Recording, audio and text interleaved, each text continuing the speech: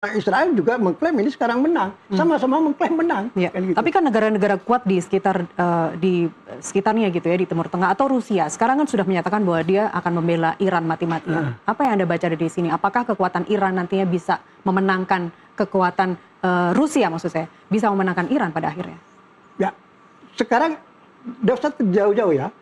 Apa yang terjadi sekarang? Bagi Iran itu sebuah kemenangan. Sekarang ini? Sekarang itu sebuah kemenangan. Artinya dia bertahan. Coba 3 minggu. Ya. Sudah 3 minggu. Pihak Sincom, Pusat Komando Amerika mengklaim bahwa dia sudah menggempur 7.800 sasaran di Iran sejak meletusnya perang ini. Dan mengklaim juga sudah menghancurkan 120 kapal laut, kapal perang angkatan laut Iran ya. Artinya kalau lihat dari data ini, seharusnya Iran itu kan sudah habis, Pak. Sudah habis kan. Apalagi yang menjadi sasaran di Iran sekarang 7.800 sasaran. Ya. Dan dia pakai rodal yang paling modern seperti Tomahawk ya. Tomahawk ini rodal balistik yang dianggap paling modern milik Amerika. Sudah beberapa ribu Tomahawk yang dilayangkan ke Iran. Dan perangnya nggak di tempat dia, perangnya jauh dari Amerika, itu costly untuk Amerika sebenarnya. Ya, itu costly. Artinya kalau lihat dari teori ini, ya pasti Iran itu habis kan.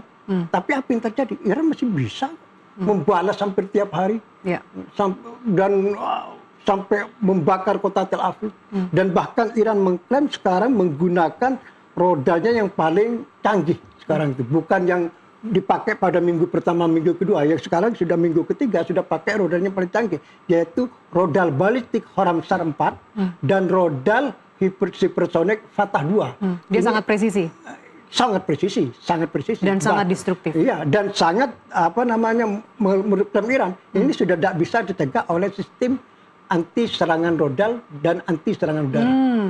Dan sekarang sudah dipakai oleh Iran. Jadi kalau secara kalau kita kembali kepada klaim Trump, kemudian Netanyahu bahwa sudah menghancurkan sekian, terbukti Iran begini kan berarti kan masih omong kosong. Apa yang dikatakan itu. Itu rudal yang diklaim membunuh Netanyahu? Meskipun hoax katanya. Iya, hoax. Itu bisa aja. Jadi memang sekarang Netanyahu juga disasar oleh Iran. Tapi sekarang kan belum berhasil. Tidak hanya Netanyahu, semua elit politik Israel sekarang menjadi sasaran Iran untuk membalas atas tewasnya berapa belas elit politik Iran yang sudah tewas kan, kan gitu. Pasti kan akan membalas. Tapi ya sampai sekarang kan belum berhasil. Kenapa? Kenapa kok belum berhasil?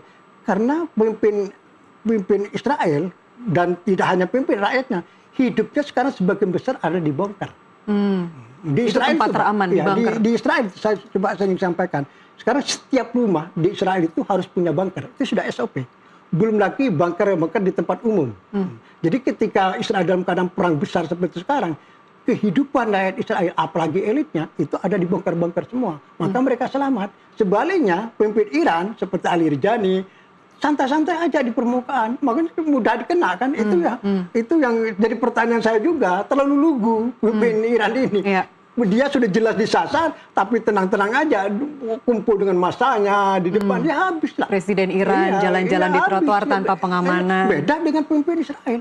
Israel itu hidupnya di bunker kayak Netanyahu. Sekarang hidupnya di bunker. Nggak muncul dia kecuali dalam keadaan sangat-sangat tertentu yang emergensi. Dia baru bentuk ke permukaan. Hidupnya di bawah semua. Dan bunker di Israel bukan hanya sekedar kan, sudah terbentuk ekosistemnya.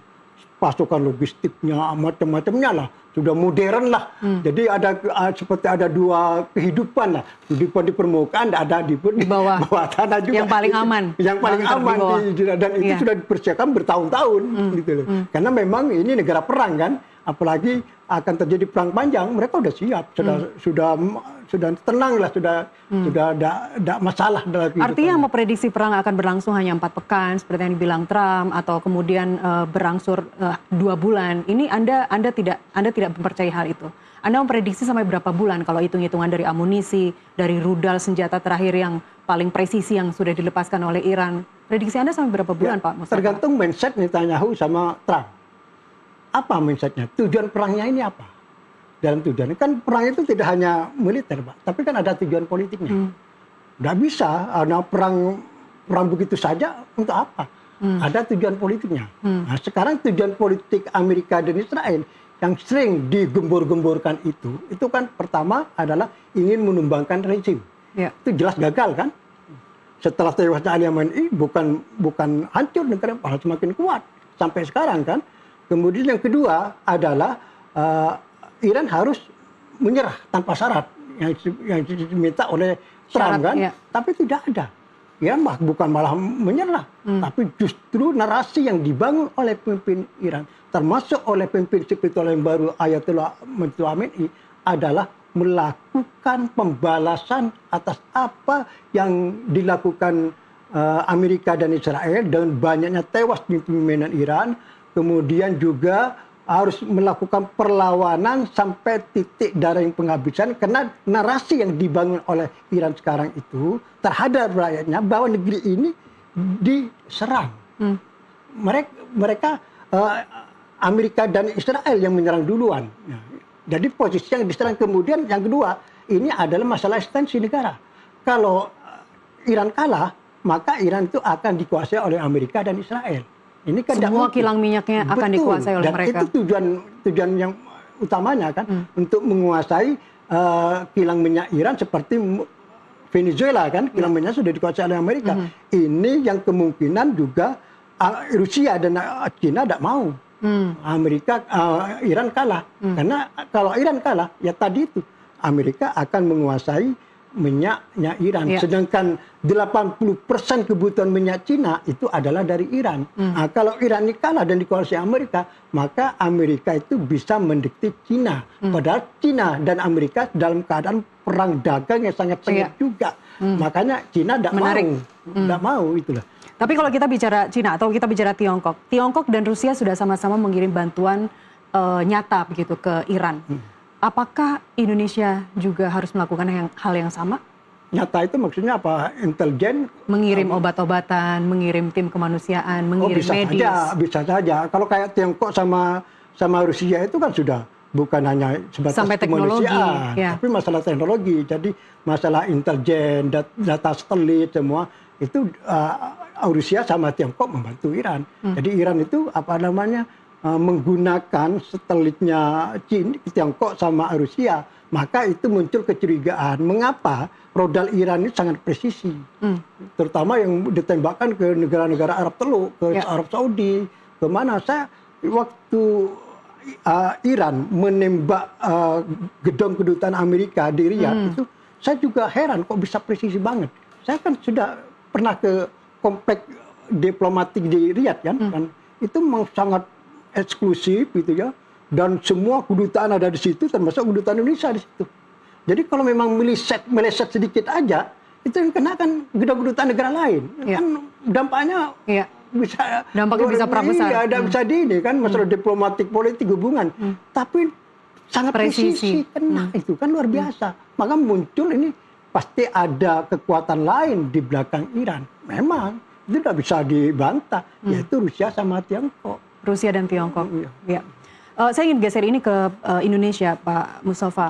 PMI di bawah Pak JK sudah mengirimkan bantuan berupa obat-obatan, juga tim medis kalau saya tidak salah, untuk ke Iran melalui Pakistan atau Turki. Itu pertimbangan masih berlangsung perang dan efisiensi yang terjadi. Sebenarnya dari sudut kemanusiaan di zona konflik, seberapa realistis sebenarnya rencana itu? Iran sendiri juga menyampaikan bahwa mereka minta dukungan untuk tenaga medis untuk diterbangkan ke Iran. Ya, menurut Palang Merah Iran, sekarang yang hancur akibat serangan Amerika sama Israel itu sudah hampir 20.000 bangunan sipil, termasuk gedung-gedung sekolah, klinik, termasuk gedung Palang Merah juga, dan seterusnya. Kemudian menurut Dubes Iran untuk PBB, Amir Said Irafani, bahwa yang tewas akibat serangan Israel dan Amerika itu sudah mencapai hampir 2.000. Dan sebagian besar rakyat sipil. Kemudian yang luka-luka apalagi sudah ribuan ya pasti. Tentu ini membutuhkan bantuan dari luar, kan gitu kan. Nah, kalau Indonesia punya inisiatif untuk mulai memberi bantuan kemanusiaan ke Iran, itu menurut saya positif aja. Cuman masalahnya sekarang teknis masuknya ke sana.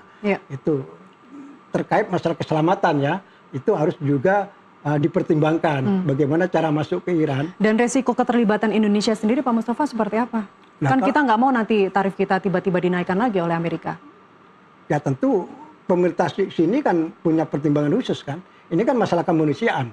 Mungkin kalau masalah sebatas kemanusiaan mungkin tidak sampai segitulah. Kecuali kalau dan mereka melihat itu bukan musuh ya. Bukan musuh, kemanusiaan kan netral, sudah dijamin oleh hukum internasional kan. Nah, kecuali kalau masalah militer kayak Tiongkok sama Rusia itu beda lagi kan.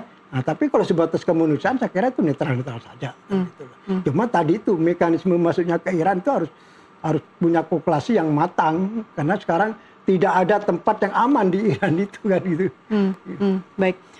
Terakhir sekaligus penutup dari cara Pak JK merespons krisis di Iran ini dengan menggabungkan pendekatan diplomatik dan kemanusiaan yang Anda sampaikan tadi serta keagamaan. Sebenarnya apa yang bisa dipelajari oleh pemerintah Indonesia dalam merumuskan respons terhadap krisis internasional? Ya, tentu semua pihak, tidak hanya Indonesia, perang ini kan segera berakhir.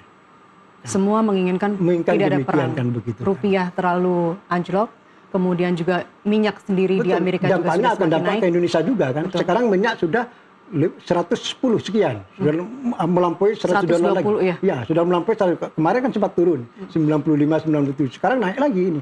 Karena tarik menarik seluruh antara Iran sama Amerika kan. Jadi dampaknya sangat luar biasa ke Indonesia, seluruh dunia lah kan gitu kan. Tentu ini tidak semua pihak tidak ingin berkepanjangan kan. Ya, saya kira apa yang dilakukan Indonesia ini mungkin sudah sangat hebat banget, sangat bagus banget ya. Dari sisi kemanusiaan. Ya, kemanusiaan itu. Saya kira itu yang ini apa yang bisa dilakukan Indonesia. Sekaligus juga ya kalau bicara bagaimana bisa mengakhiri, memang repot ini.